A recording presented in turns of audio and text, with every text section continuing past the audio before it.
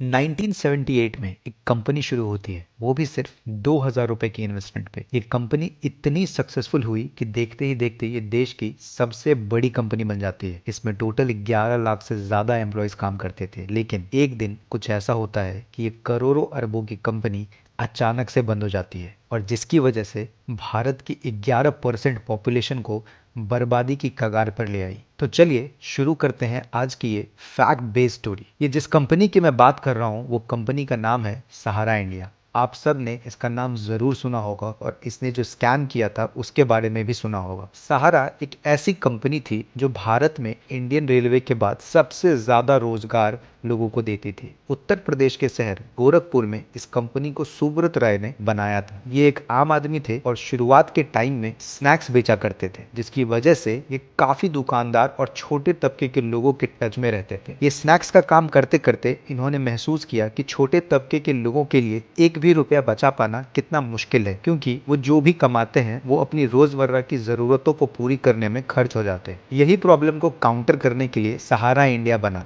जिसमें लोगों को रोज 1 रुपया सहारा में इन्वेस्ट करना था और बदले में सहारा उनको इंटरेस्ट के साथ एक फिक्स टाइम के बाद उनको वो पैसा वापस करते। लोगों को ये स्कीम इतनी पसंद आई कि देखते ही देखते सहारा इंडिया के 13 करोड़ से भी ज्यादा कस्टमर्स बन गए। अब 2000 रुपए से शुरू होने वाली ये कंपनी धीरे धीरे finance, real estate, IT, hospitality और कई सारे सेक्टर्स में फैल गई थी। सिर्फ देश में ही नहीं, सहारा इंडिया न्यूयॉर्क में 4400 करोड़ में 2 लग्जरी होटल्स भी खरीद लिए, जिसका नाम ड्रीम न्यूयॉर्क और न्यूयॉर्क प्लाजा था। इसके अलावा इन्होंने अपनी एक सिटी भी बना ली थी जिसका नाम अम्बे वैली था, जो मुंबई से तकरीबन 120 किलोमीटर की दूरी पे बनाया गया था। ये सिटी आम लोगों के लिए नहीं थी, ये भारत के 0.1 टॉप रिच क्लास लोगों के लिए बनाया गया था। अब आप सोचेंगे कि जब इतना सब सही चल रहा था तो सहारा इंडिया के साथ हुआ क्या? तो साल है 1996, जब एक इनकम टैक्स ऑफिसर की नजर सहारा के ट्रांजैक्शन डिटेल्स पे पड़ती है। जब सहारा से इन ट्रांजैक्शंस के बारे में पूछा गया तो उन्होंने बताया कि बहुत सारे पॉलिटिशियंस और फिल्म स्टार्स ये पैसा उनको देते हैं। अब जैसे ही बात नेताओं की आई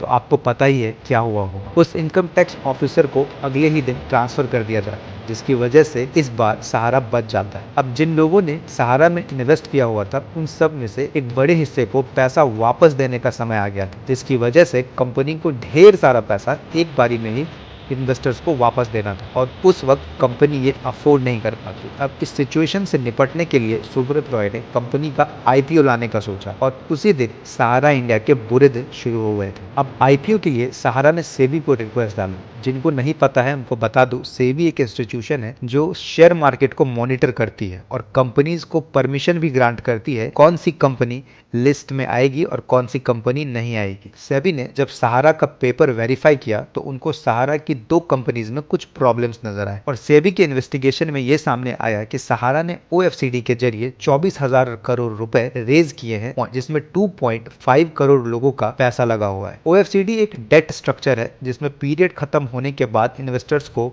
एक ऑप्शन दिया जाता है, जिसमें आप या तो पैसा लेकर इंटरेस्ट के साथ एग्जिट कर सकते हैं, नहीं तो उसी पैसे से आप उस कंपनी का शेयर खरीद सकते हैं। लेकिन OFCD इशू करने के लिए सेबी का परमिशन चाहिए होता है अगर टोटल 50 से ज्यादा इन्वेस्टर्स हैं तो। लेकिन सहारा के केस में ऐसा कोई भी परमिशन सेबी से नहीं लिया गया था। इस सब के बाद सेबी ने एक डायरेक्शन जारी किया। इसके तहत सेबी ने सहारा को 2.5 करोड़ लोगों को 24,000 करोड़ रुपए वापस करने के लिए बोला, वो भी 15% इंटरेस्ट के साथ। सहारा ने इस बात पे सेबी पे इलाहाबाद कोर्ट में केस कर दिया, जिसका फैसला सेबी के फेवर में ही आया। सहारा यहाँ भी नहीं रुका, सहारा इसके बाद सुप्रीम कोर्ट चला गया। सुप्रीम कोर्ट ने सहारा से उस 24,000 करोड़ रुपए के सोर्स प्रूफ मांगे, जिसको सहारा कोर्ट में प्रेजेंट नहीं कर पाया।